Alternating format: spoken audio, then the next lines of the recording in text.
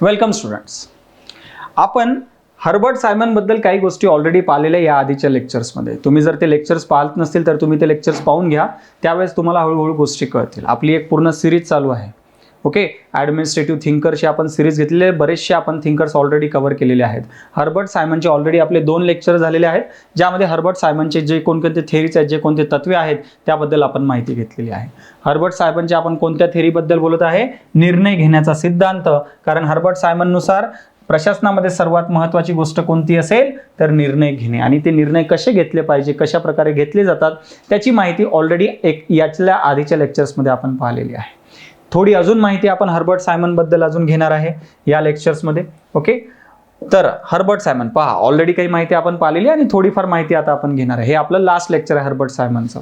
Okay, चला पहा, यामध्ये हर्बर्ट सायमन काय म्हणतो? निर्णय 2 प्रकारचे असतात आणि या सगळ्या गोष्टी तुम्हाला कळतात. ओके, हे जे आपण जे बोलतो आहे, ज्या गोष्टी शिकवत आहे, जे ॲडमिनिस्ट्रेटिव्ह थिंकर्स आपण पाहिलेले आहे, त्याचे उदाहरणच आपण असे देत असतो जेणेकरून तुम्हाला ते कळतात की हा या गोष्टी रियालिटी आहेत. म्हणूनच आपण हे मोठ्या विचारवंत जे आहेत यांना आपण खूप मोठे विचारवंत किंवा ग्रेटेस्ट ॲडमिनिस्ट्रेटिव्ह थिंकर्स म्हणतो, कारण यांनी प्रशासन कसं असावं हे आपल्याला फार चांगलं सांगितलं होतं.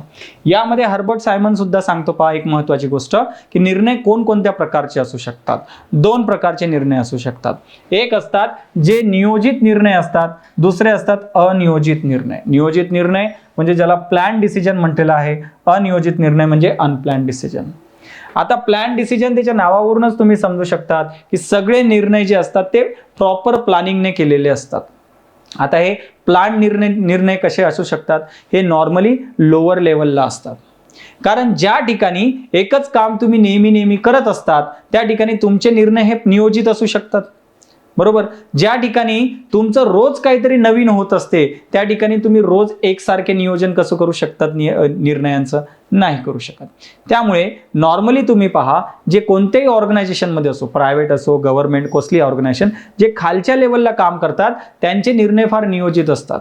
सफाई कर्मचारी असेल, क्लरिकल काम करणारा व्यक्ती असेल किंवा रेकॉर्ड किपिंग करणारा व्यक्ती असेल, यांचे कामं फिक्स आहेत. ते रोज येणार, ऑफिसला येणार, रेकॉर्ड किपिंग करणारा आपला लॅपटॉप त्या ठिकाणी उघडून बसणार किंवा कम्प्युटरवर बसणार, त्याच्याकडे रेकॉर्ड असणार, तो नोट डाऊन करून घेणार, झालं त्याचं काम. त्याच्याकडे रोज काहीतरी वेगळं आहे का करायला? रोज वेगळ्या टाईपचा निर्णय घ्यायचा का नाही? जो स्वीपर आहे, ज्याला सफाई करायची आहे, त्याचं काम फिक्स आहे, तो येत आहे, आपली सफाई करत आहे, रोज एकसारखं काम करत आहे, रोज काही त्याला नवीन निर्णय नाही घ्यायचा आहे सफाईचा, एकदाच काय आहे ते करायचं आहे आणि तो निघून जाईल.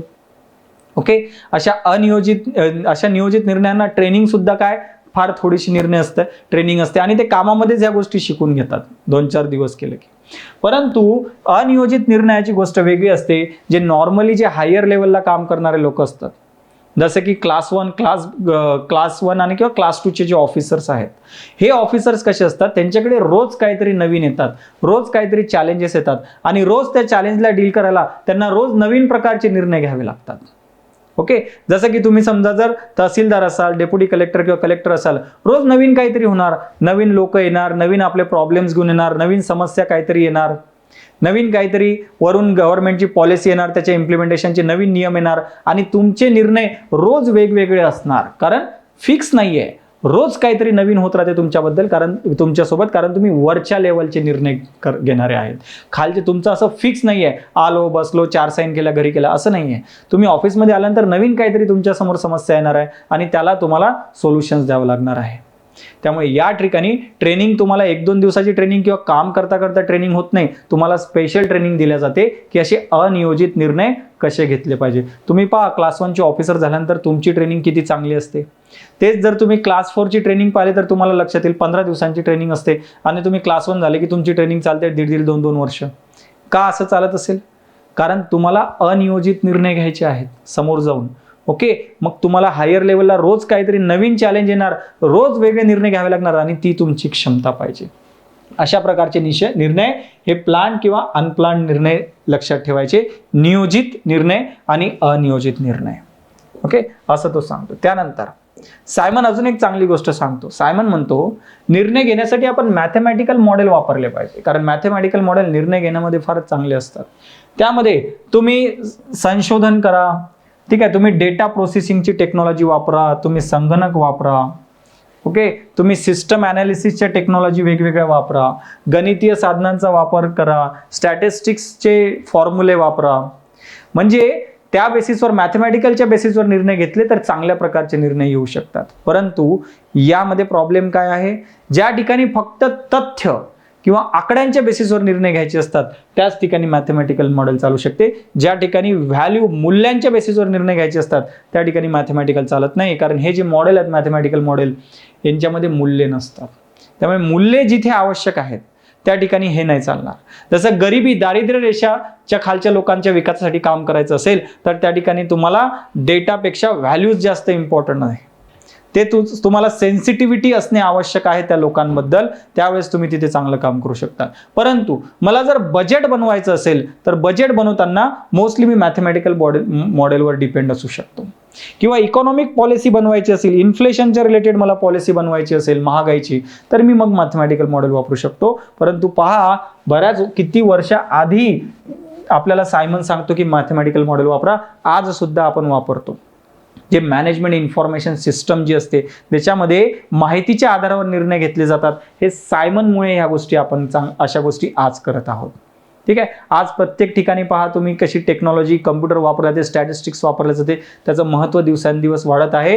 पॉलिसी मेकिंगमध्ये का, सायमननी सांगितलेलं आहे की असे निर्णय हे नेहमी तर्कसंगत निर्णय असतात जे तुम्ही डेटाच्या बेसिसवर घेतात आणि हे मॅथमॅटिकल मॉडेल तुम्हाला निर्णय घेण्यामध्ये मदत करतात. त्यामुळे त्याचा वापर तुम्ही करायला पाहिजे.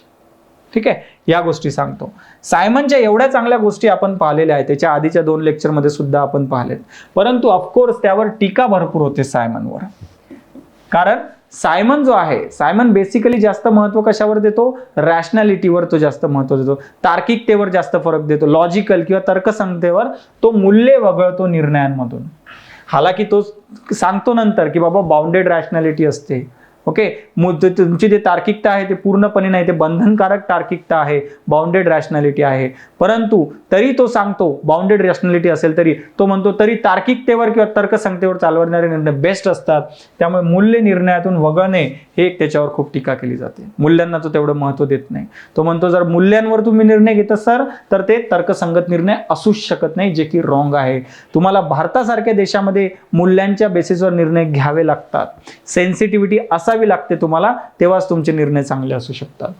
लोक प्रशासनापेक्षा व्यावसायिक प्रशासनाशी अधिक संबंधित आहे, कारण लोक प्रशासनामध्ये तुम्हाला मूल्य पाहिजे. व्यावसायिक प्रशासनामध्ये मूल्य नसतील तरी चालेल, की जे लोक तुमचा माल खरेदी करू शकतात तुम्ही त्यांचाच विचार करत आहे, जे खरेदी नाही करू शकत तुम्ही त्यांचा विचार करत नाही. लोक प्रशासनामध्ये असं चालत नाही. उलट ज्यांची कॅपॅसिटी नाही आहे काही खरेदी करण्याची त्यांच्यासाठी तुम्हाला जास्त कामं करावे लागतात, त्या ठिकाणी तुम्हाला मूल्य लागतात. संघटनेमध्ये संप्रेषणाच्या भूमिकेकडे दुर्लक्ष. कुठेही आपला सायमन कम्युनिकेशन वाढवण्याबद्दल बोलत नाही की सिनियर ज्युनियर बद्दल कम्युनिकेशन वाढायला पाहिजे, जे कलिग्स आहेत त्यांच्यामध्ये कम्युनिकेशन वाढायला पाहिजे. संप्रेषण म्हणजे कम्युनिकेशन, याच्यावर त्याचा बिलकुल त्याच्यावर भर नाहीये. निर्णय प्रक्रियेमध्ये अनिश्चितता तो विचारात घेत नाही. जसं तू सांगतो फक्त निर्णय कसे घ्यायचे, इंटेलिजन्स डिझाईन चॉईस मॉडेल आपण याच्या आधीच्या पहिलं लेक्चर जे होते सायमनचं त्याच्यामध्ये पाहिलेलं आहे. निर्णय कसे घ्यायचे सांगतो, परंतु एकदा निर्णय घेतला म्हणजे संपला का विषय नाही. तो निर्णय बदलावा लागू शकतो तुम्हाला समोर. अनिश्चितता असते तुमची. जसं की तुम्ही 14th फायनान्स कमिशन आपलं होतं ते 2020 पर्यंत संपणार होतं. ज्यावेळेस ते संपणार होतं तेव्हा कोविड आला. आपल्याला 2020 मध्ये संपणारा 14th फायनान्स कमिशन आपल्याला 2021 पर्यंत चालवावा लागला. अनिश्चितता, या अनिश्चिततेचा सायमन त्याच्याबद्दल बोलत नाही. ठीक आहे, सार्वत्रिक दृष्ट्या वैध नाहीये. ओके, तुम्ही पूर्ण जगामध्ये सायमनचे प्रिन्सिपल नाही लावू शकत. मोस्टली सायमनचे प्रिन्सिपल हे डेव्हलप कंट्रीजमध्ये लागतात, ज्या ठिकाणी सेन्सिटिव्हिटीची गरज तुम्हाला कमी असते ॲडमिनिस्ट्रेशनमध्ये. डेव्हलपिंग कंट्रीजमध्ये, पुअर कंट्रीजमध्ये मूल्य आणि सेन्सिटिव्हिटी लागते, त्यामुळे सार्वत्रिक दृष्ट्या पुन्हा तो वैध नाही आहे. आणि प्रशासनामध्ये कार्यक्षमता हे एकच ध्येय असू शकत नाही. प्रशासनामध्ये इक्वॅलिटी, एकता हे सुद्धा असते. एम्पॉवरमेंट, विकास हे सुद्धा ध्येय असते. फक्त कार्यक्षमता, पैसा कसा वाचवला हे एकच ध्येय त्या ठिकाणी असू शकत नाही, किंवा नियम कसे पाळले एकच ध्येय त्या ठिकाणी असू शकत नाही. त्या ठिकाणी तुम्हाला प्रत्येक गोष्टीबद्दल, जे दुर्बल घटक आहेत त्यांच्या विकासाबद्दल तुम्हाला गोष्टी करू लागतात, आणि त्या दुर्बल घटकांचा विकास हे मेन ध्येय असते प्रशासनातलं, ज्याबद्दल सायमन बोलत नाही, कारण तो मूल्यांना व्हॅल्यूज देत नाही. ही सायमनवर आपल्याकडे टीका आहे. पहा आपले जे वेगवेगळे थिंकर्स आपण कसे सोप्या भाषेमध्ये समजून घेत आहे. आपण 3 लेक्चरमध्ये पूर्ण सायमन समजून घेतलं आणि अतिशय सोप्या भाषेमध्ये. ज्या गोष्टी एखादं पुस्तक वाचताना तुम्हाला सोपं वाटते त्या गोष्टी आपल्या पब्लिक ॲडमिनिस्ट्रेशनच्या कोर्समध्ये आपण सिंपलपणे करून घेतो. हाच कोर्स आपला ऑनलाईन आणि ऑफलाईन दोन्ही मीडियममध्ये सध्या अवेलेबल आहे. ऑफलाईनची बॅच आपली येत्या 7 जुलैपासून आपली ऑफलाईनची बॅच सुरू होत आहे, ज्याच्या ॲडमिशन्स ऑलरेडी सुरू आहेत. ओके. आणि जर तुम्ही ऑनलाईन घ्यायची जर तुमची इच्छा असेल, तुम्ही पुण्यात नसाल, पुण्याच्या बाहेर असाल, ऑनलाईन कोर्स घ्यायचा असेल तर ज्ञानदीप ऑप्शनल या ॲपवर आपला ऑलरेडी ऑनलाईन कोर्सेस सुरू आहेत. त्या ठिकाणी रेकॉर्डेड लेक्चर सुद्धा अवेलेबल आहेत. तुम्ही डेमो लेक्चर्स फ्रीमध्ये सुद्धा पाहू शकतात आणि मग कोर्स घेऊन बाकीचे लेक्चर सुद्धा तुम्हाला त्या ठिकाणी अवेलेबल असणार.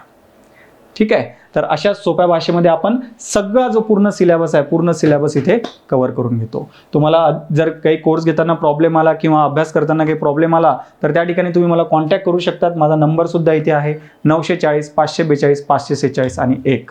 ओके. तो कोर्स घेताना तुम्हाला लक्षात येईल की त्या ठिकाणी फक्त लेक्चर्स नाही आहेत, ऑनलाईन आणि ऑफलाईन दोन्ही मोडमध्ये नोट्स सुद्धा आहेत, इंग्लिश आणि मराठीमध्ये सुद्धा दोन्ही लँग्वेजमध्ये आपल्याकडे कोर्स आहे. नोट्स सुद्धा आहेत, मेंटरशिप पण आहे, आन्सर रायटिंग सुद्धा आहे आणि त्यामध्ये आपण टेस्ट सिरीज सुद्धा घेतो. हे सगळे बेनिफिट्स आपल्या दोन्हीही ऑनलाईन आणि ऑफलाईन दोन्ही कोर्समध्ये आहे. ओके. भेटूया नेक्स्ट लेक्चरला एखाद्या नवीन थिंकर्सची बद्दल चर्चा करण्यासाठी. थँक्यू.